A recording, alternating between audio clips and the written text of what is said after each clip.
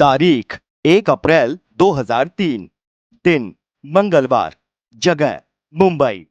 मौका एक press conference का।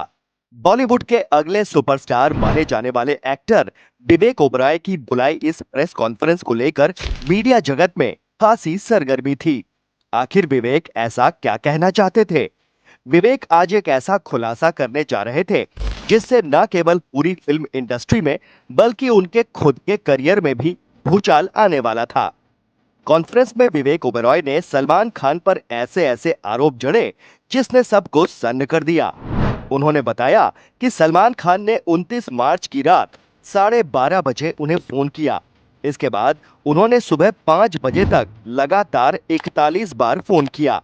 इस दौरान सलमान ने विवेक को गंदी गंदी गालियां दी और जान से मारने की धमकी भी दी। Salman Khan called me on my phone. इतनी इतनी गंदी गालियां कि मुझे कहते हुए शर्म आती है। फोन मैंने बंद करने की कोशिश की, बार बार उनका फोन आया, 41 बार, 41 times he called me on night and I am not even a beautiful woman. ये प्रेस कॉन्फ्रेंस विवेक ओबेरॉय और सलमान खान के बीच दुश्मनी की शुरुआत भर थी। आज लगभग 21 साल बाद विवेक ओबेरॉय ने सलमान खान को पछाड़ दिया है। वो सलमान से रेस में बहुत आगे निकल चुके हैं। विवेक ने सिर्फ सलमान को ही नहीं बल्कि फिल्म इंडस्ट्री के बड़े बड़े दिग्गजों को पटखनी दे दी है। यहाँ हम बात कमाई की कर रहे हैं।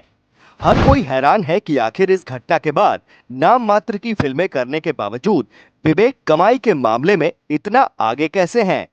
आज के इस वीडियो में हम विवेक ओबेरॉय और सलमान खान की दुश्मनी की चर्चा तो करेंगे ही, साथ ही विवेक की उन चालाकियों पर भी बात करेंगे जिसने उन्हें इंडस्ट्री के सबसे ज्यादा नेटवर्थ वाले सितारों की फहरिस्त में इतना आगे कर दिया। तो बने रहिए हमारे साथ इस वीडियो के आखिर तक। बस यही सुनने का था साला अपने को। विवेक ओबेरॉय और सलमान खान के बीच विवाद की जड़ थी मिस वर्ल्ड ऐश्वर्या राय। ऐश्वर्या राय और सलमान खान का ब्रेकअप साल 2003 में हो गया था। सलमान से ब्रेकअप के बाद ऐश्वर्या विवेक ओबेरॉय के अफेयर की खबरों ने जोर पकड़ लिया। विवेक भी कंपनी, रोड, साथिया जैसी फिल्मों से अपनी अलग पहचान बना चुके थे। विवेक ऐश्वर्या की नजदीकी सलमान को बिल्कुल भी पसंद नहीं आई। सलमान के गुस्से के किस्से नए नहीं हैं। ऐश्वर्या से उनके ब्रेकअप की वजह भी यही रही। ब्रेकअप के बाद ऐश्वर्या ने सलमान पर फिजिकल और मेंटल टॉर्चर के आरोप भी लगाए थे। सलमान का एंगर मैनेजमेंट हमेशा से ही सवालों के दायरे में रहा है। शायद गुस्से और नशे में ही सलमान विवेक को फोन कर बैठे। विवेक का करियर भी उस समय ऊंचाइयां छू रहा था और गर्लफ्रेंड के रूप में मिस वर्ल्ड ऐश्वर्या राय उनके साथ थी। शायद इसी ओवर कॉन्फिडेंस में वो प्रेस कॉन्फ्रेंस कर बैठे। इसका उन्हें दो तरफा नुकसान हुआ। एक तो इस तरह से बातों को पब्लिक करना ऐश्वर्या को बिल्कुल पसंद नहीं आया। इसके बाद से ही उन्होंने विवेक से दूरी बनानी शुरू कर दी। वहीं दूसरी तरफ विवेक ओबेरॉय को इस मामले में फिल्म इंडस्ट्री से किसी का सपोर्ट नहीं मिला। यहाँ तक कि काम मिलना भी बंद हो गया। बॉलीवुड ने एक तरह से उन्हें बॉयकॉट कर दिया था। इसकी वजह भी वो सलमान को ही बताते रहे, लेकिन सलमान हमेशा ही इससे इनकार करते रहे। अपना नुकसान हो जाने के बाद विवेक ओबेरॉय को एहसास हुआ कि प्रेस कॉन्फ्रेंस करके उन्होंने बहुत बड़ी गलती कर दी है। साल 2009 में फराह खान के टॉक शो में उन्होंने खुद ये बात एक्सेप्ट की थी। उन्होंने माना था कि जब वो प्रेस कॉन्फ्रेंस करने बैठे थे तभी लगा था कि वो गलत कर रहे हैं। उन्हें ये नहीं करना चाहिए था। जब मैं वहां बैठा था प्रेस कॉन्फ्रेंस करने के लिए, तभी मुझे पता चल गया था कि मैं गलत कर रहा हूँ। हालांकि कम ही लोग जानते होंगे कि विवेक ओबेरॉय ने सलमान से माफी मांगने की कोशिश भी की थी। मुंबई में हुए एक अवार्ड फंक्शन के दौरान उन्होंने एक गाने पर अपनी डांस परफॉर्मेंस दी और उसके बाद जो कुछ हुआ उसे देखकर सब हैरान हो गए। असल में परफॉर्मेंस के बाद विवेक ओबेरॉय ठीक अपने सामने बैठे सलमान खान के सामने झुके और कान पकड़कर माफी मांगने लगे, लेकिन इस पर सलमान ने कोई रिएक्शन नहीं दिया और आखिरकार बड़ी असहज हालत में विवेक को स्टेज छोड़ना पड़ा। हालांकि विवेक ने हार नहीं मानी। एक इंटरव्यू में विवेक ने खुलासा किया कि साल 2007 में रिलीज हुई फिल्म शूटआउट एट लोखंडवाला में उनकी परफॉर्मेंस की खूब तारीफ हुई। उन्हें लगा कि इस फिल्म में उनकी परफॉर्मेंस उन्हें ढेरों ऑफर्स दिलाएगी, लेकिन ऐसा कुछ भी नहीं हुआ। एक हिट फिल्म देने के बाद भी उनके पास 1.5 साल तक कोई काम नहीं था। इसके लिए विवेक फिल्म इंडस्ट्री की लॉबिंग को जिम्मेदार ठहराते हैं। Sugar Lukanala we just spoke about. Huge blockbuster of the year, massive film. The role that I played became almost cult-like.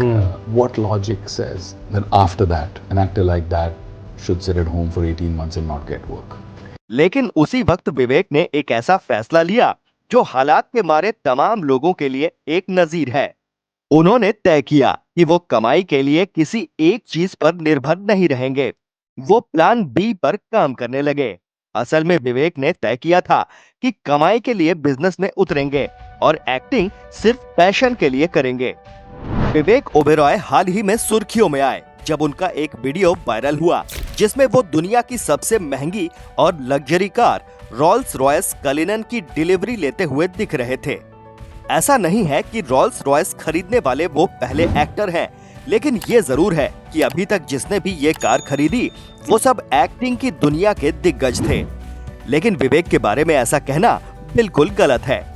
एक रिपोर्ट की माने तो विवेक ओबेरॉय की नेटवर्थ रणबीर कपूर, अल्लू अर्जुन और रजनीकांत से भी ज्यादा है। ये सुनकर आप जरूर चौंक जाएंगे कि विवेक भारत के 15 सबसे अमीर सेलिब्रिटीज में से एक हैं। खबरों की माने तो विवेक की नेटवर्थ 1200 करोड़ रुपए है। उनकी कमाई में उनकी फिल्मों का योगदान बहुत कम है।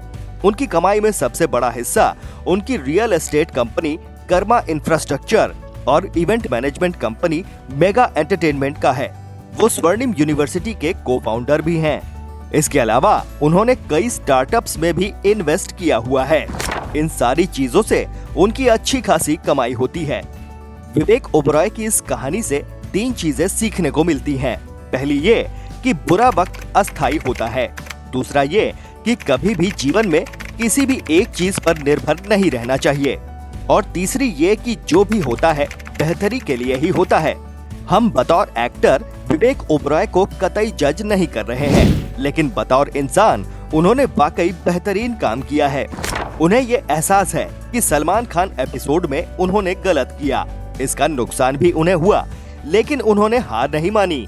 उन्होंने नए रास्ते खोजे और उस पर चलकर सफलता की नई ऊंचाइयों तक पहुंचे।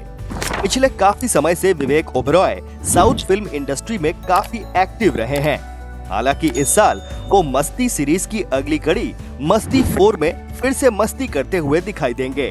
खैर, हम तो यही उम्मीद करते हैं कि विवेक ओबेरॉय बिजनेस की तरह ही एक्टिंग में भी खूब चमके। आपके हिसाब से विवेक ओबेरॉय एक्टिंग में उतने कामयाब क्यों नहीं हो सके? अपने विचार कमेंट बॉक्स में जरूर लिखें। वीडियो अच्छा लगा हो तो प्लीज इसे लाइक करें और ज्यादा से ज्यादा शेयर भी करें। चैनल पर नए हैं तो सब्सक्राइब करें और नोटिफिकेशन बेल जरूर दबा दें। फिर मिलेंगे एक नए वीडियो के साथ। नमस्कार।